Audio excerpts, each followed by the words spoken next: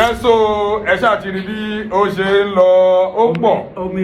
lọ bẹ́ẹ̀. Ó ń lọ. Ó jẹ́ ìsìnkọ̀tínú láti máa lọ. continue. Ohun kó bá jọra la fi ń wéra. La fi ń wéra. Dúdú. Kùmílá òfin. Ẹ rí i pé ó lẹ́bọ̀ra rẹ̀ ni. Ó lẹ̀. Lágbára Ọlọ́run ó ṣe àdúrà àkọ́kọ́ yìí fún yín. Gbogbo nǹkan tó lè ṣẹlẹ̀ níbi láyé kò ní kan ìdílé yín. Àmín. Àti yèé kó mọ̀ mí rí àtọ́nikẹ́ mọ̀ mí rí kọ́kọ́ rò pé ó yẹ kóun ṣeun bí ìyé kò mí. Ọlọ́run ò ní jẹ́ kẹ́ mọ ọjọ́ ẹkún. Àmín. Inú mi dùn o, ayọ̀ mi kú o. Òkèmẹ̀sí ti wà nípò tọ́, Òkèmẹ̀sí ti ṣaláìsí, ní fi rú ẹ̀ san fúnra wa. Ọdún ó máa jìnnà síra wọn. Níwájú tó dojúkọ ò ní bàjẹ́, ẹ̀yìn tó filẹ̀ náà Ọlọ́run máa jẹ́ kó bàjẹ́, k'Ọlọ́run foríjì. Tí ẹ bá rántí ìgbà tá kọ́kọ́ wá sí àdúgbò yìí, bàbá yìí ni wọ́n gba Òkèmẹ̀sí sílé, inú ilé wọn ni Òkèmẹ̀sí ń gbé kó tó di pé ẹ̀yin olùrànlọ́wọ́ Òkèmẹ̀sí kẹ́ tó di pé ẹ dìde tàfi lọ gbàlé fún Òkèmẹ̀sí. Ọ̀sẹ̀ lè rí ọ̀ìwà òbí kí mi ò gbé ọ̀dẹ̀ àná lóòótọ́. Ebi ìgbà ilẹ̀ ń gbé. Ẹ máa bọ̀. Ẹ̀yin ti wà nílé, ilé tí Òkèmẹ̀sí ń gbé òun náà ni Òkèmẹ̀sí original, ilé tí wọ́n ń gbé ibẹ̀ náà ni àwa yìí. Ẹ̀yin aráalé ìgbé orí bá dáàdì sí ènìyàn gbé o. Ó ṣe wá sọ́dọ̀ mi nìyẹn, mo wá wo condition tó wà, kò síbi tó fẹ́ gbé, kò sí kankan mọ́ ẹ ti wà níbi tipẹ́tipẹ́ gan-an náà gbé ibi kó máa anywhere tó bá wù kó máa live ń bẹ̀. So àwa pay condolence visit fún wọn ní àdúgbò yìí. Bàbá yìí náà ni àtiwá bá sọ̀rọ̀. Bàbá ẹ kí àwọn ará ilé lẹ́ẹ̀kan sí. Aráalé akíyín o, àdúpẹ́ lọ́wọ́ yín gan fún ìrànlọ́wọ́ tẹ́ ṣe, àdúpẹ́ gan púpọ̀. Ìgbà tẹ́ gbọ́ ikú Òkèmẹ̀sí, báwo lẹ ṣe feel? In fact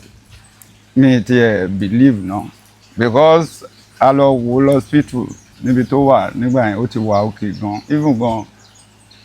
ìgbà tó kúrò lọ sílé even gan the Sunday tá máa bọ́ sí ló sọ pé gbogbo wa máa wá káwá yẹ̀ sí tá máa jọ ṣàjọyọ̀ nílé tuntun tó ṣẹ̀ṣẹ̀ gbà fún. So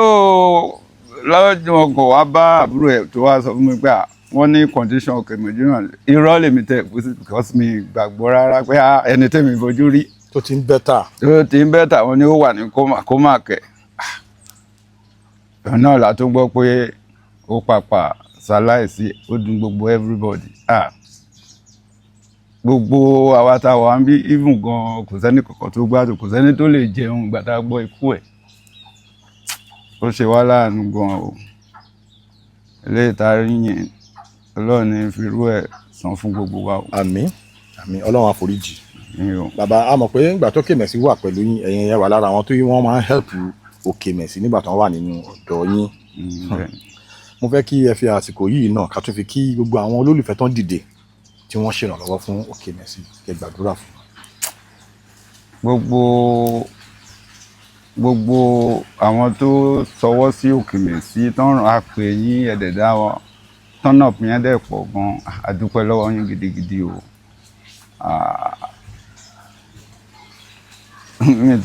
Mi mọ bí màá ṣe sọ.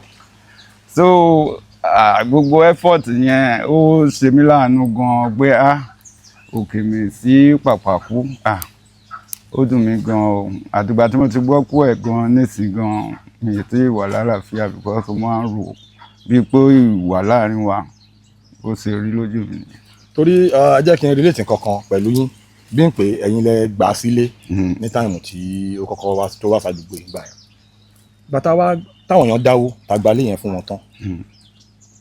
tá kọ́kọ́ gbé wọn dé ilé yẹn ní ọjọ́ Friday. Ẹ ní láti rí high spirit tí Òkèmẹ̀sí wà, inú ẹ̀ ń dùn gan-an. Ó ń sọ pé ká bá òun wá odó, òun máa gúnyán, ẹ mọ̀ pé kìtì ni ó láìkì yan, òun máa gúnyán, òun máa ra àmàlà, òun wo tẹlifíṣàn, ó wà very lively, inú ẹ̀ dùn. Ó wá sọ kankan, ó ní inú àwọn ń dùn pé ipò táwọn wà yìí àwọn ti wà nírú ipò yẹn rí, ó ti pẹ́ gan-an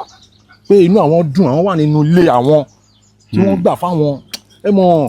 kò sẹ́ni tó lérò pé ó máa padà wá di ọjọ́ kejì ọjọ́ kẹta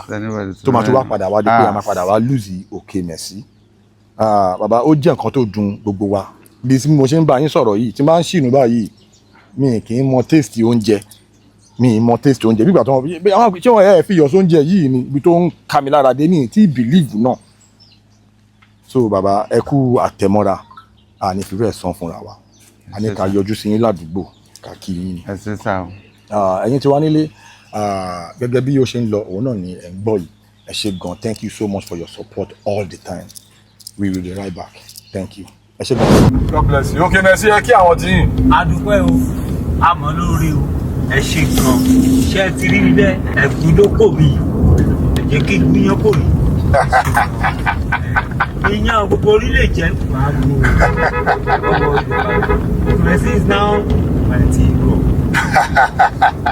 fojú di nígbà ọ̀gá mi yá mo wà lẹ́nu rẹ̀ bẹ́ẹ̀ o. Ó lọ fà. àdúrà lè gbà fún mi gbogbo gbà ànáwọ́ sí olùgbà pé bàbá ń bẹ̀ but ó kù ní àwọn Yorùbá sọ pé ọ̀rọ̀ ó ṣì kú o títí bẹ́ẹ̀ ṣe é ṣì kú ẹ̀jọ̀ ẹ má ti fi mí lẹ́bàá yìí o bọ́ọ̀ ṣe alùpèmí náà láìpẹ́ rí. Àmì rẹwà ṣé mo gbà àmì rẹwà. eré wà kọ́ eré wà ní. áńgẹ́lì tèmi òun ni gbogbo ẹ̀yin kẹràn mi lọ́wọ́. ẹ̀yin tí wá nílé ẹ káàbọ̀ padà sí orí ètò yín ètò wa Unscripted with Jeff Owólẹ́wà ìkan lára àwọn olùbágbé Òkèmẹ̀sí nígbà tí wọ́n wà láyé nígbà tí wọ́n gbé ní àdúgbò yìí tí ẹ bá rántí dáadáa ẹni yìí ni ó fún wọn ní pé ẹ̀yin lẹ yá wọn ní mo fún wọn ní ẹ fún wọn ní 2,000 naira tí wọ́n fi wá sí first interview tí àkọ́kọ́ gbé wọn wá ní ìgbà yẹn. ní tí ẹ̀ ń wò láàrin yìí àwọn ni wọ́n fún Òkèmẹ̀sí lówó nígbà tó ń bọ̀ ní orí Unscripted first Unscripted àkọ́kọ́ gbé wọn wá ẹ dárúkọ yín fáwọn ará ilé kí ẹ ṣàlàyé bó ṣe jẹ́ ní ọjọ́ yẹn báwo ni ìrìn àjò yẹn ṣe jẹ́ tó fi di pé. ẹ̀yin ará ilé ẹ káàsán ẹ ṣé mo dúpẹ́ o orúkọ mi Máyọ̀wá Gbénga òun ni mò ń jẹ́ Òkèmẹ̀sí nígbà tí mo mọ̀ wọn mi ì fi bẹ́ẹ̀ mọ̀ wọn tẹ́lẹ̀ nígbà tí mo dé ìlú náà ni mo mọ̀ wọn mo dé ọdún mo ti mọ̀ rí play wọn dáadáa tẹ́lẹ̀ already mo dẹ̀ rí pé ẹ̀gbọ́n tó rí báyìí tẹ́bùrọ̀ sí wá rí báyìí wọ́n ní àwọn strong ní kankan láti gba ẹ̀dá ilé wọ́n bẹ̀rẹ̀ sí máàlì lọ́dọ̀ bàbá èlì lọ́dọ̀ bàbá láńlọ́ọ̀dù táyé tó gbọ́ wáyé báyìí èmi náà rí káńtà iṣẹ́ tí mò ń ṣe tí n bá ti lọ bí ọkọ mo mọ wá sí ìbáyé láti jọ máa ṣe eré so nǹkan lọ tíátírá díẹ̀ fún wọn kò sáà ti jẹ kò sáà ti mu so ọdẹ rẹ̀ wọ́n gidi gan seriously wọ́n bá ní pé àwọn tẹ̀fẹ́ wá lọ sí interview kan bóyá kẹjà náà lọ ni o bí bẹ́gà ni o àdó ìfúnnu wọ́n sáà ní pé àwọn lọ kò sí wàhálà tẹ́ bá ti fẹ́ máa lọ ẹ jẹ́ kí n mọ̀ iye tí wọ́n bá ní lọ́wọ́ màá ṣe kẹ́ni màá fún yín ẹ máa fi wọ mọ́tò lọ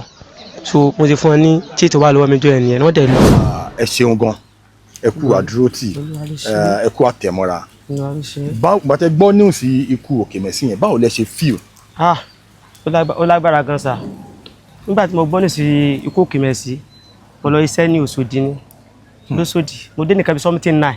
lálẹ́ mo dé ṣọ́ọ̀bù ìyàwó mi tí n bá lẹ̀ ti ń ṣiṣẹ́ lọ́wọ́ fóònù mi ẹ̀ pèsè mo máa ń pákéjì ẹ̀gàn mọ́ sínú báàgì ní méje gbá kọ̀ọ̀kan mọ́ sínú báàgì so bí mo ṣe wá dé sí gáàsì nìkan bíi 9 mo kàn jókòó yá mi náà òun ti pè mí rédí mi gbé fún mi ní báàgì mi ní fóònù yẹn wà bí mo sì yọnu fóònù báyìí bọ́ọ̀rẹ́ mi kan sì pè nìyẹn ìyẹn àfa àjọ wà níbi àjọ mọ́ wà níbàyẹn náà ni pé ẹ jẹ́ òun gbọ́ wọn kan pé wọ́n ní Òkèmẹ̀sí ṣaláìsí pé mo Òkèmẹ̀sí kẹ̀ mo ní láéláé kò lè jó Òkèmẹ̀sí irọ́ mo sáré mú fóònù mo bá tàn bá mo tàn fóònù mo lọ sí Facebook mo kàn rí tán gbé wá ni Òkèmẹ̀sí kú kẹ̀ láéláé ìkòrò ojú Òkèmẹ̀sí irọ́ mo sì mẹ́sẹ̀jì àjí nìyẹn mo sì mẹ́sẹ̀jì àjí báyìí àjí báyìí báyìí lọ́sẹ̀ àjí ni oní bó ṣe rí gẹ́lẹ́ nìyẹn o mo ní Òkèmẹ̀sí ó dàbí fíìmù lójú mi because ó bà mí nínú jẹ́ gan because ó kú bá bí ọ̀la tí kí ni ẹ̀ máa ṣẹlẹ̀ mi àti wọ́n yìí sọ̀rọ̀ tí wọ́n ní pé àwọn kí wá kí àwọn ní ibẹ̀ yẹn ò pé sí mi ní wá ká àwọn ìmọ̀nà ẹ̀dẹ̀ sọ́gbà pé wà ní tòsí wípé Òkè Àró níbi tí hospital bí tẹ́ ẹ wà owó mọ́tò bẹ́ẹ̀ sí gan ó lọ fà mo ní ibiṣẹ́ ni mo wà wọ́n ní àmọ́ ló tiẹ̀ dá ó jẹ́ pé ibiṣẹ́ ni mo wà yẹn mo nínú àwọn dùn gan o mo nígbà tí wọ́n bá ti ń bọ̀ láti Òṣòdì kí n ya ọ̀dọ̀ àwọn o mo dẹ̀ ní òkè kókó sọ àlà bọ̀ká tó dé láti Òṣòdì ńjọ́ yẹn ilẹ̀ ti sú ní nǹkan sọ ti bá bí tẹ́ adẹ̀gbẹ́ báàgì pọ̀sẹ̀ ẹ̀yìn sí báàgì tá máa gbé wọnú hospital ni a ní ìwẹ̀ pé tó bá di jọ́ kejì ìpè mo máa wá so òun ní ọ̀rọ̀ tí a jọ sọ tó mú sọ àpàdà gbọ́ ikú wọn yẹn ó so surprise ó mi ì tí gbà náà torí mi ò tí dé ibà mo ṣe ń bọ̀ nìyẹn mo gbé báàgì mi mo gba ibà yìí wa mo sì dé bí báyìí ni mo bá béèrè lọ́wọ́ àwọn èèyàn nulẹ̀ wọ́n bá yín lóòótọ́ ní Òkèmẹsì kú so ó dàbí fi fíìmù lójú ni pé ẹni tá a rí tàdé ti wà ókè tàdé ti wà pa so kò ó wà ó sọ ó jẹ́ nǹkan tó yẹ dùn wá gan ó dùn mí gan wàláì kì í dẹ́ sí Òkèmẹsì ló yẹ kó kàn sí bẹ́ẹ̀ bí wọ́n ti wà ókè náà wọ́n jẹ́ ti wà ókè bàtẹ́ kí wọ́n kú gan wọn ò kú táìmù tí wọ́n sì kìyẹn tẹ́ kún wọ́n ti kú gan wọn ò kú láti bàtà ara wọn wá yá tí èsì pa àti so ó jẹ́ nǹkan tó bá mi nínú jẹ́ gan. àwọn kan ó lè rántí nípa wọn níwọ̀nba ìgbà tí ẹjọ́ máa ń wà nígbà. Òkèmẹsì èèyàn ni o èèyàn l'Òkèmẹsì o wàláì sọmọdé sí láwà kò tí tó bá wà ní owó Òkèmẹsì tó bá wà kẹ́ ẹ fún ní 5,000 naira báyìí ẹjọ́ máa fún mi ẹ̀jẹ̀ tán ni kò yẹ kó bí ń pààyàn kó mọ̀ fún yín lówó kò fọ̀ ẹgbọ́n pé bí ń pààyàn àìgbọ́n ẹni tó ṣòwò lọ́wọ́ yín lẹ́tún náwó báyìí wọ́n ní ìwọ Ọlọ́run á ṣe èmi jèrè Ọlọ́run á ṣe sí òyìn l'Òkèmẹsì ìwà yẹn dẹ̀ sí kíni ó láwọ́ àtọmọdé àtàgbà kò sí ẹtí kò Òkèmẹsì ó dùn ó jẹ́ èso òdùn mi ó bà mí nínú jẹ́ gan gidi. Ọlọ́run á foríjì Òkèmẹsì àmín iwájú tó dojúkọ kò ní bàjẹ́ èyí tó fílẹ̀ náà ní bàjẹ́ àní fi rẹ̀ sán fúnra wa ọdún á jìnnà síra wọn àní kí a lè wá sàdúgbò ká má bá yín sọ̀rọ̀ la ṣe ní kí ẹ bá àwọn alálẹ̀ sọ̀rọ̀ ẹ fi àsìkò yìí gbàdúrà fún àwọn tí wọ́n dìde ìrànlọ́wọ́ fún Òkèmẹsì nígbà tí ọ̀rọ̀ yẹn ṣẹlẹ̀. ẹ ṣé olóòtú ẹ ṣé mo dúpẹ́ lọ́wọ́ ìpẹ̀lú ọ̀rọ̀ tẹ́ ẹ sọ yẹn àwọn tó dìde ìrànlọ́wọ́ fún Òkèmẹsì nígbà tó sick adúpẹ́ lọ́wọ́ yín o adúpẹ́ wọ́n mọ̀ lóore because àrítọ́lọ́jọ́ mú gbogbo ẹ ti yí Ọlọ́run so gbogbo tí ẹ ti mú tẹ́ fi tọ́jú Òkèmẹsì owó náà Ọlọ́run máa fi ọ̀pọ̀lọpọ̀ fún yín o ní agbára Ọlọ́run ẹ̀yin tẹ́ wà lókè òkun mo ní fi òkun yín ránṣẹ́ sílé o ẹ̀yin tẹ́ wà Nàìjíríà náà bó ṣe wà yìí ọmọ yín gbogbo nǹkan dúkìá yín kò sí ní tó máa kú nù wọn o Ọlọ́run tó bá mi ṣe àlékún oore fún yín o àwa náà tààrẹ tó wá jẹ́ ẹ̀hún bí àbúrò Òkèmẹsì bí kọ́líṣẹ̀ tá a jọ wà ládùúgbò àti ìṣẹ́kẹ́ lẹ́yìn ilé ìbùsọ̀ mo ní gbọ́lábù nípa àwa náà so ètò ọmọlẹ́wà TV yìí náà Owólẹ́wà TV mo fi náà dúpẹ́ lọ́wọ́ yín ẹ ṣé gidi gan pẹ̀lú ògo Ọlọ́run iṣẹ́ àtọ̀nà yóò ní bàjẹ́ Ọlọ́run ní borúkọ yín jẹ́ because oore lẹ ṣe ẹ̀dẹ̀ tí ń ṣe ẹ̀dẹ̀ tó máa ṣe náà ní oore nípa àdìbí mọ́ yín lọ́wọ́ irinṣẹ́ yín kò ní dojú ìjà kọ yín ní agbára Ọlọ́run so kò jẹ́ bó ṣe jẹ́ Ọlọ́run bọ́ lójú ní àtúbọ̀ tẹ́ Òkèmẹsì àtẹ̀sáfẹ́ rẹ̀ Ọlọ́run àdó ti ìyàwó ẹ̀ ayé dó ti àwọn ọmọ ẹ̀ Ọlọ́run ní àtàwọn ẹ̀gbọ́n wọn náà àtàwọn fámìlì wọn Ọlọ́run àdúgbò dúró tí wọn so kò jẹ́ bóyá jẹ́ sà. ẹ ṣé gan-an ànífẹ́ sàn fún ara wa.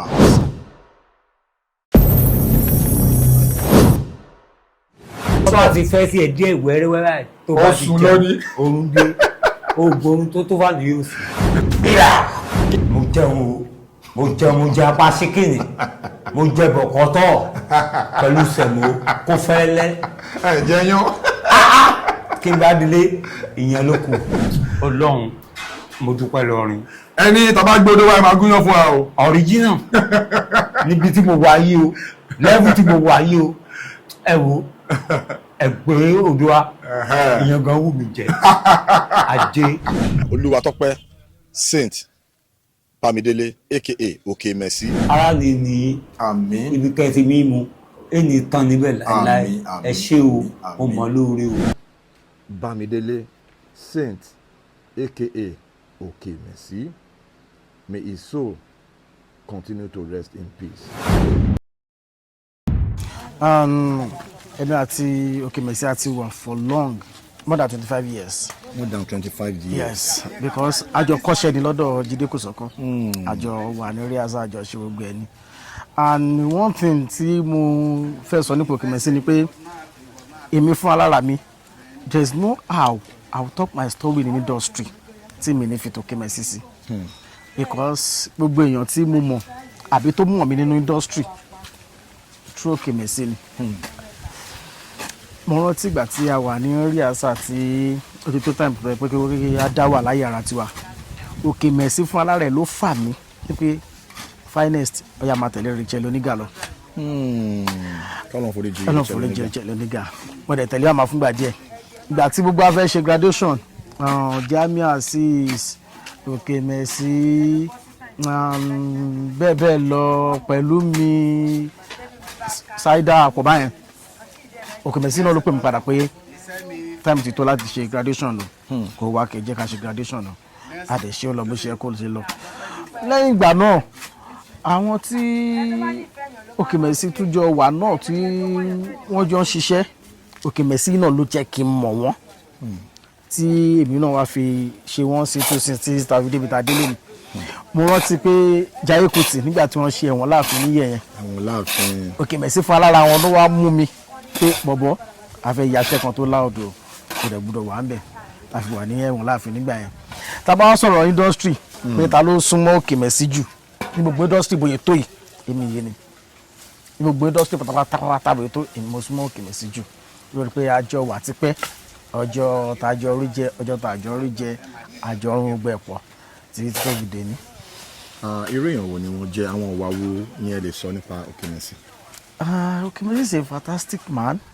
because tẹ bá rí nǹkan tí mo ti kọ́ sọ ń pa ẹ̀ náà pé òun ló jẹ́ kí gbogbo èèyàn tó mọ̀ mí industry mọ̀ mí bẹ́ẹ̀ kí wọ́n pé èèyàn tó dáa ni wọ́n kàn ní touch of ìbínú díẹ̀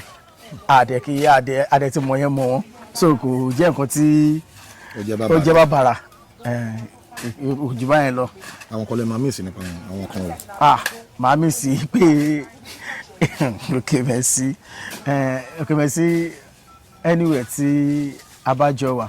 mo máa ń fi ọlá wọn jẹyọ gan gidigidi gan torí pé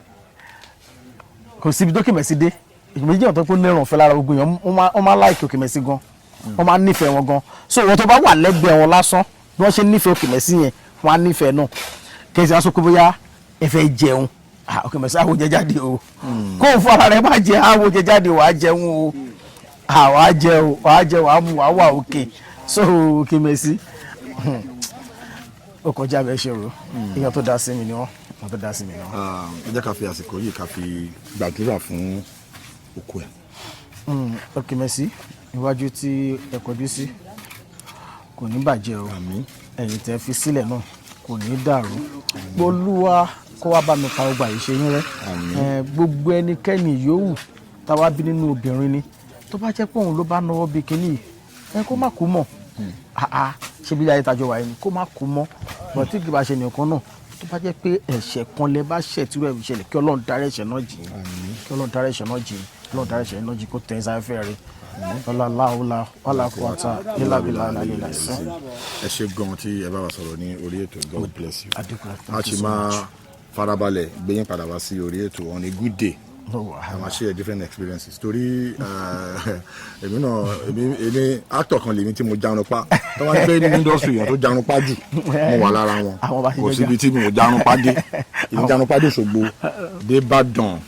dé Abẹ́òkúta Èkó tẹ èmi ọ̀ràǹdà lèmi so time kan àjọ mo jarun pa dọ̀dọ̀ Ṣàfólì so àjọ máa ń rò ní so on a good day a máa jókòó a máa sọ̀rọ̀ thank you so much for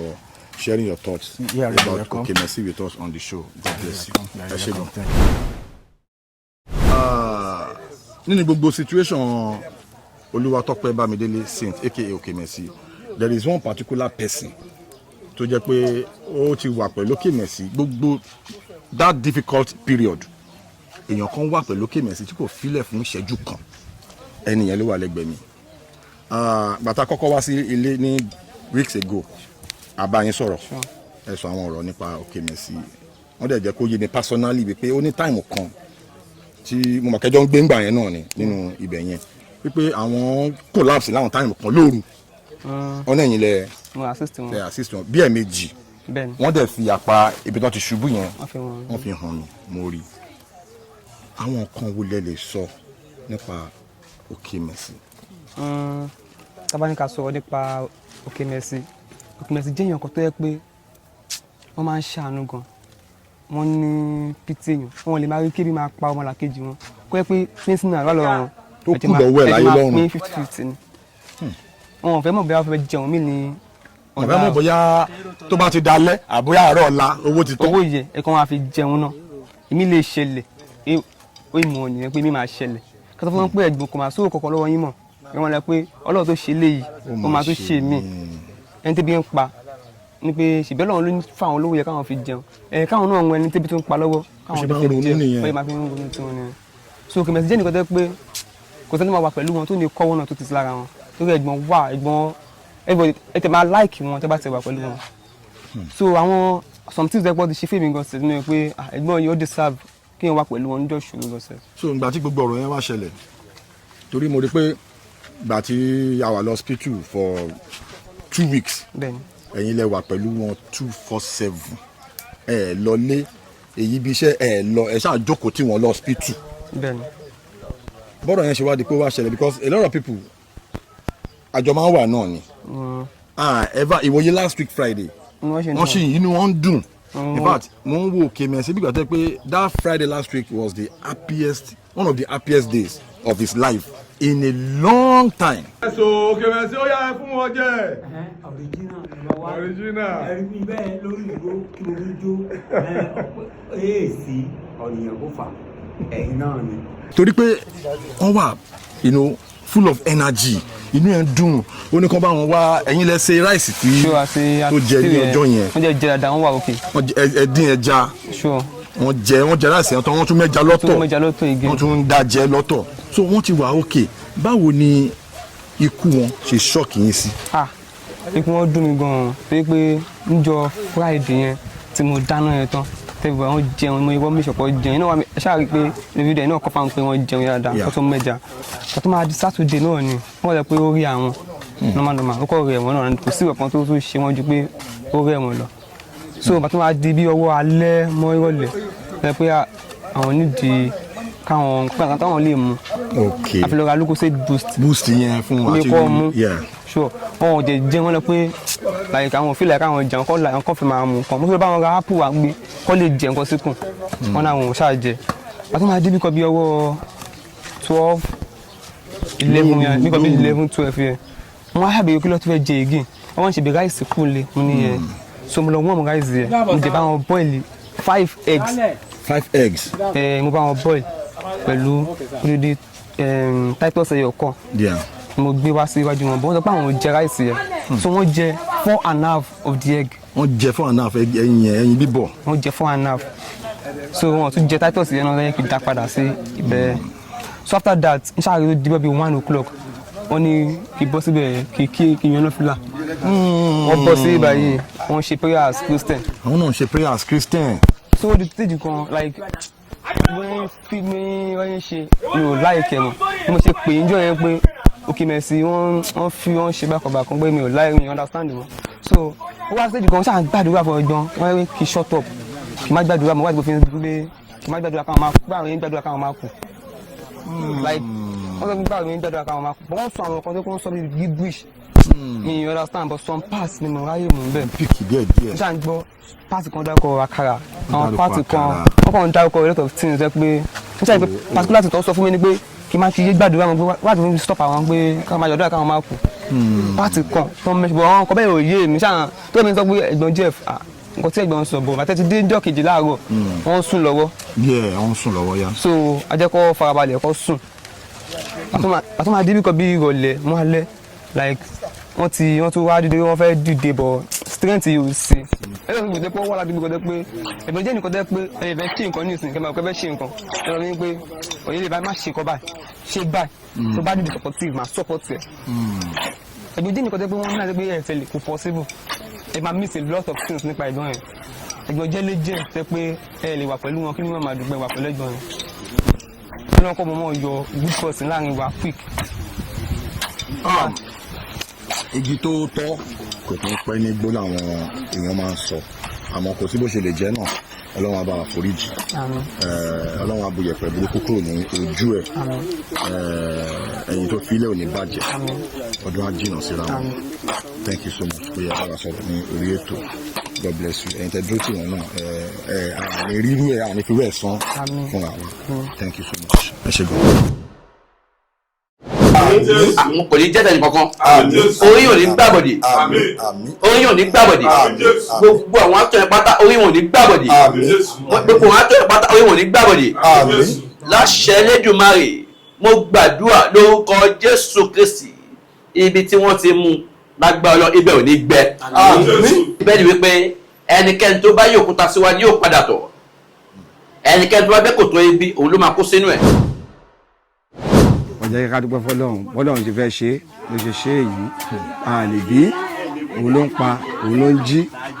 ó dẹ̀ yẹn ń pa tó ń jí àti àwọn máa dúpẹ́ fún náà ni ọpẹ́ la máa dún fún nípa Tọ́pẹ́. kí lẹ lè sọ pa Kemesi fún àwọn aráàlú. Kemesi ojú mi ló ṣe bẹ̀rẹ̀ ilé kan náà lájọ ń gbé ní Akilọ number 6 Akilọ ló ń gbé ní Bàrígà nígbà Ògùnnù number 6 Akilọ ló ń gbé àjọ ń gbé ni but bá ṣe jọ ń gbé tó èèyàn tó dáa ni ó dẹ̀ jọmọlúwàbí but ẹ mọ̀ pé gbogbo Oǹdó Èkìtì náà máa ń ní ìbínú tiwọn oníkálukú níta rẹ̀ tẹ́nitẹ́ni tèkísà ń ta tàn ọmọ ẹni oníṣèdí bẹ̀bẹ̀rẹ̀ káfílẹ̀ kẹsídìí ọmọ ẹlòmíì sọ̀rọ̀ mi yé yín ó jẹ́ èèyàn kan tó dá sí mi gbogbo ibi tí mò ń gbé ló ń tẹ̀lé mi kiri ìgbà tí mo gbé Lùpẹ́jú ó wá gbé pẹ̀lú mi Lùpẹ́jú ìgbà yẹn ló ń gbé mátàn mi ní onípan ó máa gbé mi lọ ilé ẹ̀ àwa sọ́dọ̀ mi òun ló jẹ́ kí n lọ sí school sí yunifásitì bẹ́ẹ̀ ni ó ní ẹ̀gbọ́n mi kí dẹ̀ ń ṣe ẹ ti ń mèkì owó náà ẹ lọ ṣe kínní yìí ó dẹ̀ ìbá mi ṣe adẹ̀ lọ sí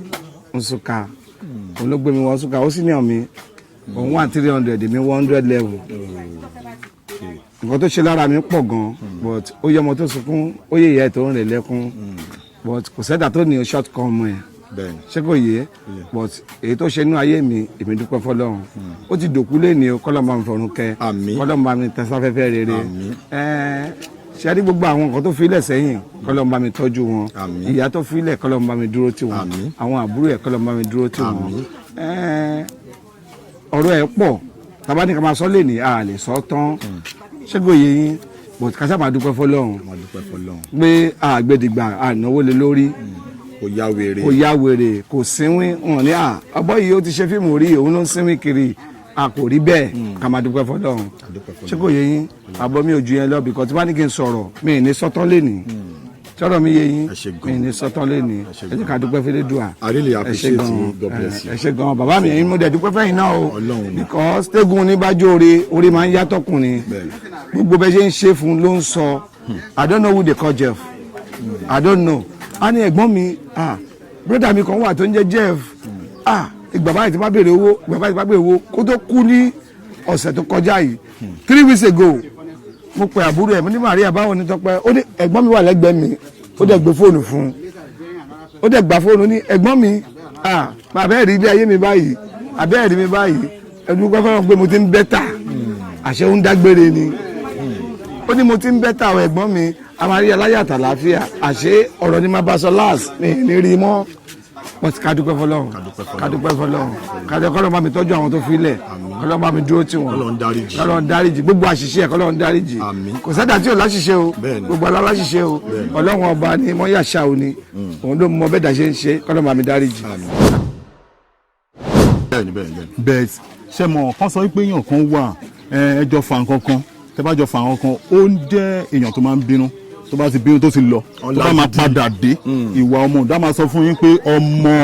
òkè mẹ̀sí lòun original bẹ́ẹ̀ ni ipe máa wò pé Tọ́pẹ́ Alpha báwo nìkan gbogbo ipe bíyàn máa ṣe jẹun tó máa ṣe jẹun tí kò bá sówó lọ́wọ́ yín Tọ́pẹ́ ti torí pé bóyá pé káwọn títí ẹ̀ka lè jọ jẹun ó lọ sọ́mẹ̀lì ó lu igi á lọ tó bá dé tó bá mówó dé báyìí a ní ẹwà change ti wà ńlẹ̀ o kò kí ń dáná bàbá mi ẹ jẹ́ ká gbàgbé yẹn Tọ́pẹ́ débi pé lẹ́yìn yẹn ó tún wòye pé kí ló tún kù wípé òun wọ́n sọ pé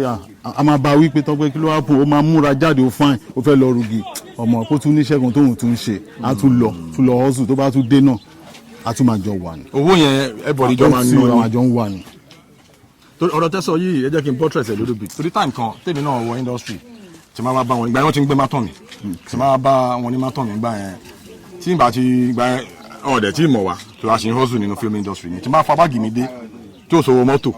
Tọ́pẹ́ ló máa ń fèmí lówó mọ́tò. kò sí rọ́ńbẹ́ o. tí máa tún ti lọ tí máa padà tó bá tún so oúnjẹ báyìí tó bá tún pa mí tí máa ti ṣẹ́wọ́ sí mátọ̀ mi báyìí mò ń lọ sí ilé ẹ̀ straight ni. a máa ti wá sọ̀rọ̀ ọkàn fún yín má bínú ìyá bàbá ti tèmi wọ́n wò pé kí Tọ́pẹ́ má tún sàn ọ̀dọ̀ wọn ló ń sùn. ibi tó nífẹ̀ẹ́ wọn dé nǹkan tí mò ń sọ fún yín yìí ó ti kú sìn ó ti wà nípò tọ́ ó wà nípò tó yẹ pé tá bá parọ́ ó kú ọkọ lọ màmá bàbá mi á fi inú yàrá lẹ̀ fún wa tá máa jọ wà ṣe understand so tí ẹlòmíì bá ń ròyìn pé bóyá ẹlòmíì ò mọ̀yàn ó kàn rí pé bóyá bó ṣe wà ńgbà kan á kàn wò pé wẹ̀ jẹ́ kí n sọ̀rọ̀ tèmi náà ṣe mọ̀ níwọ̀nba bẹ́ẹ̀ tán bá léèyàn dà Tọ́pẹ́ is a nice person. Ẹ ṣé gan-an tí ẹ bá wa sọ̀rọ̀ ní orí ètò. God bless you. Ọlọ́run à ní fi rẹ̀ sán agbára Ọlọ́run. Àmín Ọlọ́run. Nínú ọdẹ dúpẹ́ fún ẹ̀yin náà. Ọlọ́run ọba á túbọ̀ máa ràn yín náà lọ́wọ́. Àmín. Tọ́pẹ́ is a person that he knows I am calm and quiet. I don't look for trouble. If he meets anybody quarreling or fighting with me, he will take the fight as it, without even asking what happened. He has jumped into defending me. He was that kind of person. And he wasn't somebody that is hateful. He was never hateful. Yes, so if you offend him, he will always speak his mind out. He will always voice his mind and express himself how he feels. That was the kind of person that Tokpe Bamidele Saint was.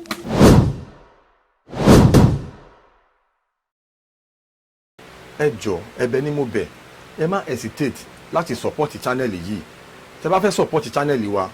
account tẹ́ máa fi support channel wa, òun náà ló wà lórí screen yìí. Ẹ jọ̀ọ́ nítorí Ọlọ́run, gbogbo bí tẹ́ ti ń mú owó, tẹ́ fi ń ràn wá lọ́wọ́ lórí ètò, ibẹ̀ náà ní gbẹ. Jeff Owólẹ́wà lórúkọ mi. I will see you on the other side. Hala.